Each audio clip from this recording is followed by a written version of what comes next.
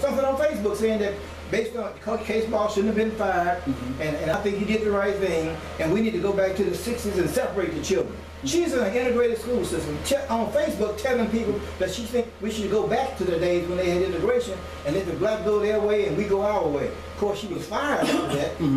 But then that's the mentality of white people even today, even in the highest levels of this country, in the highest mindset of educational institutions. That's how they think about it. Here is something else for all of us. This is another way in which the debate is being diminished. Not Black Lives Matter. Even some African Americans are coming out talking about all lives matter. That's not what we're talking about. That is not a part of the debate. That is not a part of the campaign, but someone puts it out there, African Americans grab it and run with it and diminishes the debate, the argument, and kills the movement. Jeffrey, I want to go to you next, then Talu. When you see, in view of what Brother Omar just said, on that video, when you see African Americans just standing around looking and watching our people, especially beautiful African American women, be brutalized, that's a signal of fear, is that not? And when you see a guy do a battle roll, the question comes to my mind, maybe all these guys ought to undergo psychological evaluation. Even 1 or even 2 weeks.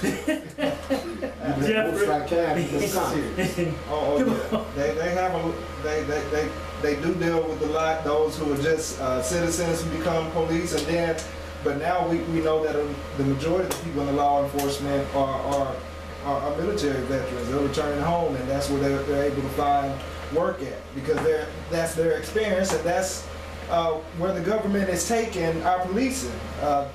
And you see the people are allowing that to happen. And McKinley is an example of that, because that's just an example of the people allowing the authority to get away with something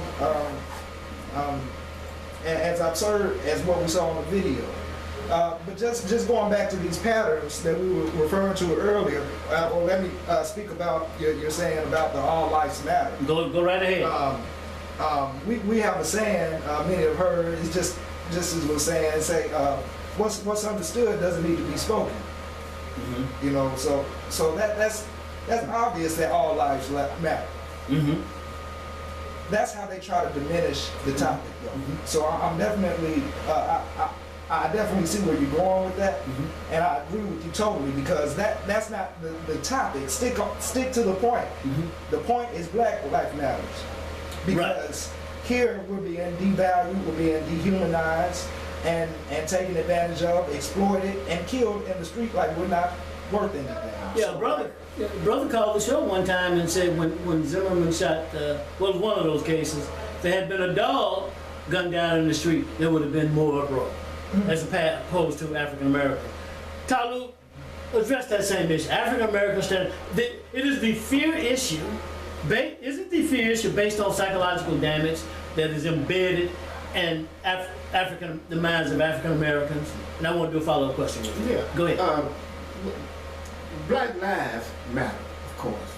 Okay, the slogan, you know, it creates the narrative for the direction that we need to be going into, but it's passive. Okay, it's a passive slogan. Now, someone come along and do a more passive slogan, trying to diminish the narrative is what actually is going on. And these people are high-tech when it comes to propaganda and slanting issues and driving people in one direction or another. Okay. What we have to do is... You talking about, when you say these people, you're talking about the media, the white supremacists, and that whole... Yeah, I'm talking about America. Look, our problem is an American problem. Always has been and always will be. Okay, because Caucasians happen to be the majority, okay, and the Caucasians decided to launch a paramilitary movement that we call KKK, that's alive and well and protected by our own city administrators today, like Mayor Warden did, those KKK people came in, he protected them so they could go back home and continue terrorizing and killing black folk. And the same KKK people are on the police department that's out terrorizing and killing black people, raping the women, as you brought up earlier. Yes. Some of them are getting together and having sex parties where they molest and rape women repeatedly, black women, have sex with dogs and everything else while they sit back and party. And these black women need to come forward and start bringing these issues out so that we can deal with it, Yes. rather than doing stuff and have these people molest them and sexually assault them and rape them and keep it quiet because you don't want your family to know about it. Bring it out. This is the time that we have to bring out all things, because one thing that we're gonna do as men, you know I call you punks, but it's something we're gonna do. We're gonna decide how many of us must die to turn this thing around. That decision is going to be made. If it's a men, I agree with the Honorable Elijah Muhammad, who said once that if 2 million of us have to die, That's right. so that 38 million can be free, That's right. let it be. So be it. We have to Let it decide be. these Yes. things. We have to produce the resolution that bring us together so that we can wage a formidable effort or conduct towards these people, these racists, these white supremacists. As I said once before, we're born in this world to destroy white supremacy. Okay. No other reason.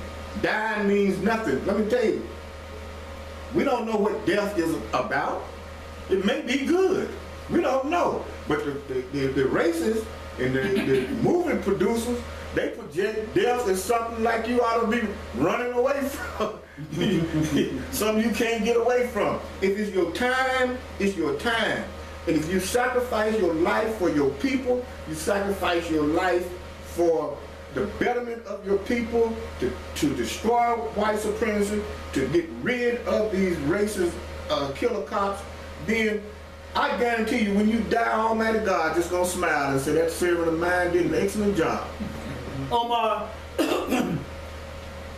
when we have these discussions / debates, what I hear is the need for more force. And that force must come from African Americans coming together, unified, and getting organized in terms of show up, not in droves, but in truckloads, trainloads, down at the courthouse. And say, hell no, it won't go. How's that sound to you, Omar? You know, we need battalions of black men, not truck and train loads. And battalions, okay. Battalions that are trained to fight.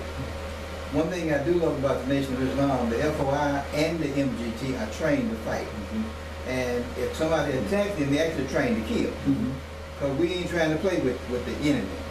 Our children should be taught how to use weapons properly and how to identify the enemy and know how to defend themselves against the enemy.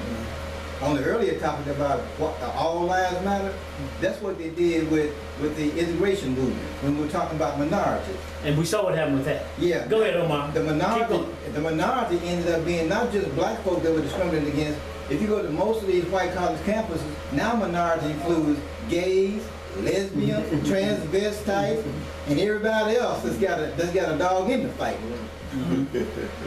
But they took our movement and they derailed it. Dr. King wasn't trying to get integration, he was trying to get freedom, justice, and equality. He wanted equal access to be paid the same tax dollars. And they derailed it and made it an issue about integration. He wanted our schools to be just as good as theirs, not us integrated into their schools, because later on he said, we have integrated into a house that's on fire. Because he knew they were the immoral people. He knew who they were, but he knew it too late. Okay, so I heard Minister Farrakhan say one time that the Muslims, group you're talking about, trained to fight, but without weapons. They would disarm the police and turn their weapons on them. Can you elaborate a little bit more on this training? You know, that was one of the reasons I joined the Nation of Islam. Was it? Almost 45 years ago. All right. I was talking to some Muslim brothers, and what had happened, and I forgot what city it was in, but the police raided a mosque, a Muslim mosque. in Compton. Compton, California. They raided a Muslim mosque under the pretense they were selling drugs out of the mosque. Mm-hmm. They came into the mosque, forced their way in, and the Muslims whooped their behind. Mm-hmm. Laid the police lay on the ground and took their guns and put them in a pile. Okay. When I saw that, I said, that's the army of God I want to be a part of. Okay. Because they ain't taking nothing from nobody. Okay. And I feel like that's the enemy. They know the enemy, and they know how to take the enemy out if they need to. Okay. Yes. Let me ask you something. You want? No, go ahead. Say one more. Okay. You want to make one more statement about that? Look, when injustice is done, like that brother in Texas where he was taking a tape of Minister Farrakhan to the radio station to be played on the air, and the station manager, the station operator, murdered the brother. Mm-hmm. Murdered him. Mm-hmm. Donald Elijah Muhammad had a meeting the same evening and said, I don't have any followers if that man lives past tonight. Mm-hmm. Okay. He didn't live past tonight. Okay. Got it. Got it. And in Compton, the police actually shot a brother, killed one and shot the other one in the heart, Arthur, I think. But the point of the matter is, those cops who actually did the shooting come up quiet. Okay? Because the point of the matter is, you can't allow anybody to just come into the community, shoot and kill us, and then walk out and go to the party. And we be silent. Can't do it. Be silent about it. Retaliation is required. That's It is God. required. There must be some retaliation. But Omar, let me retaliation. ask you something about justice. You said something about Dr. King fighting for justice. Yes. Is that most of these things now point to the need for justice? Am I correct in my observation? Yes. And you will not get it in the white man's court. Won't get it in white man's No, court? you will not. So how would we get justice? Is fighting in the white man's court a tactic? It's certainly not a strategy. Is that what I hear you saying? You tell me. Let's look at it.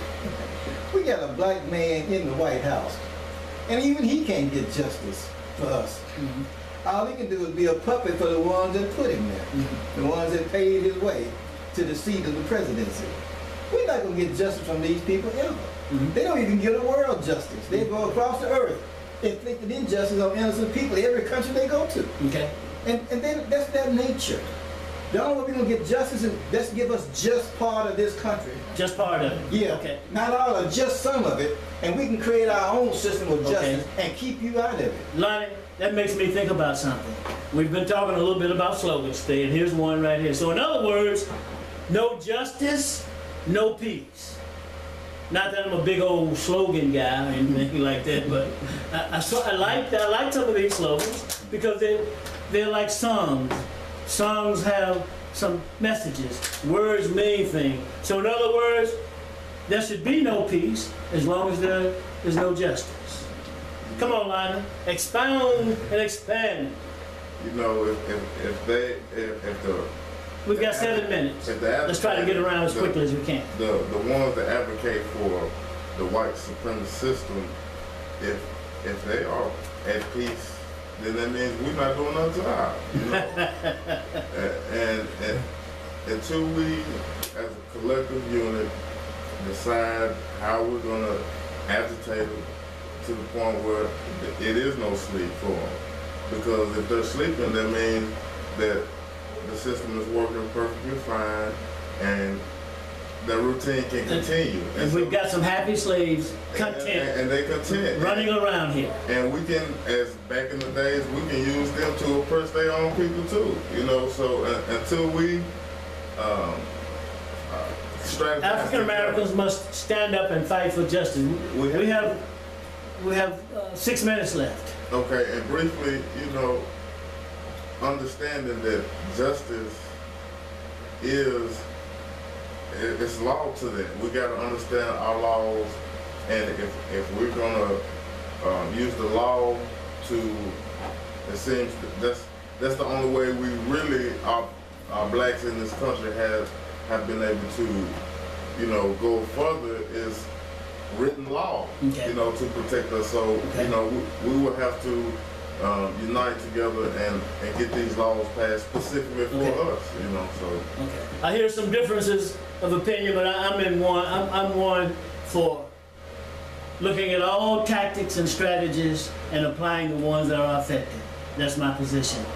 Jeffrey, you haven't said anything for a while, and I want to hear that sociological perspective that you bring to the panel. Justice. Just the whole concept of justice is really not just marching in the streets screaming no justice, no peace. All right, I like that. Because and I've always thought about this, we peacefully march and scream no justice, no peace. Does that make sense? Is that changing? Is just us saying no justice, no peace changing anything? Or is it when we actually live by the phrase? Have we ever lived by the phrase no justice, no peace? How much hell are we giving them for the hell that they're giving us? That we are receiving as a people. That we are receiving. You see, the concept of justice is the concept of reciprocity.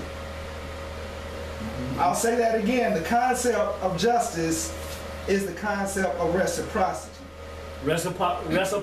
Reciprocity. That's an interesting word. That means that you get what you give, or you give what you get. Mm-hmm. But it seems like to me that we're getting a whole lot of negativity, but still they're the richest people here in this land. What are we giving them? As my brother asked, how are we agitating them? Mm-hmm. We can't allow them to go to sleep and just think that they've got us, because then we might as well quit saying no justice, no peace, because hey, we've got no justice and they got all the peace in the world right now.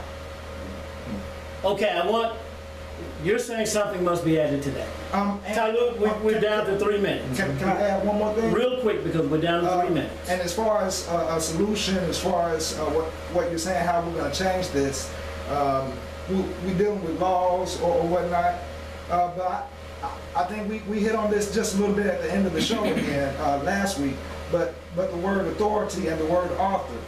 It's not, maybe we need to work with these laws, yes, but we need to have something of our own that we drafted ourselves for the way that we're going to govern ourselves. That's when we'll really have our freedom and our liberation. There is when we have men to stand up and say, well, no, maybe we don't need to tweak their laws. Maybe we need to come up with our own Magna Carta or such document.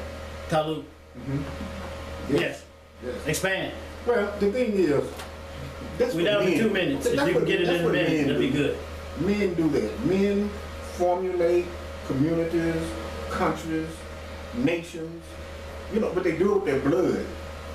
They don't do it with just words, you know. Let the women use all the words. They don't need to be in the battle, the actual fight. But they can raise the children, they can teach them how to fight. As infants, they can raise them up ready to fight, like the Caucasians do their sons. Okay, so we need to be able, willing, and ready to execute, to do what we have to do for our community and our neighborhoods. And one of the things we have to do is get the money. See, we're afraid to get the money. We don't want to go get the money. Okay. Get the money. We're down to 1 minute. That's done. Okay. until our next panel discussion. Is that right? Now, some are saying one position for women and one position for men. The question is still, how do we come to an agreement? Sister Christian has said that in terms of a solution, that we need to learn how to fish and grow food and defend ourselves. And we thank you for coming, panelists. And I'm getting a signal from the technician there. Sounds like he's saying call Saran, because that's a wrap. We'll talk more next week, okay? All right, thanks for coming. Thank you. All right.